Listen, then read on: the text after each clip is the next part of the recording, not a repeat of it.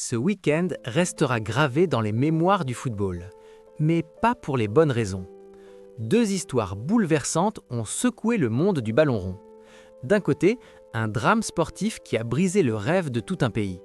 De l'autre, une tragédie humaine qui touche directement une famille du football professionnel.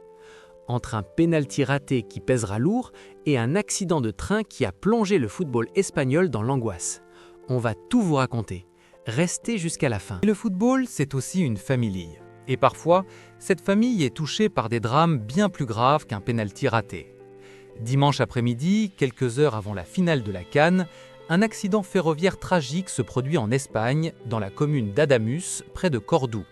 Deux trains entrent en collision, un train Alvia et un train Irio en provenance de Malaga. Le choc est violent, un des trains déraille. Le bilan provisoire fait état de 39 morts et de nombreux blessés. Parmi les personnes portées disparues, le père d'un joueur de Liga. Son nom, David Cordon, 50 ans, ancien footballeur professionnel formé à l'Atlético de Madrid, mais surtout, il est le père de Da Vinci, milieu offensif de Getafe, 24 ans, qui monte en puissance en Liga cette saison. Ce dimanche, David Cordon avait assisté au match Getafe-Valence au Coliseum Alfonso Pérez. Son fils jouait. Il était venu le soutenir. Après le match, il rentre chez lui à Huelva en train.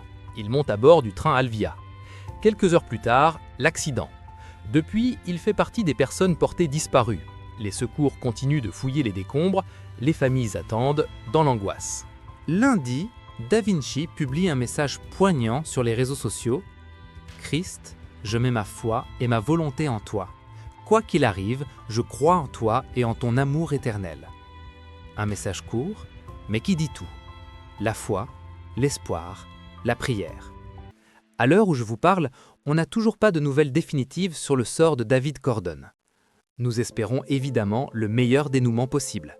Da Vinci devait préparer son prochain match de championnat. Aujourd'hui, il attend, il prie, il espère.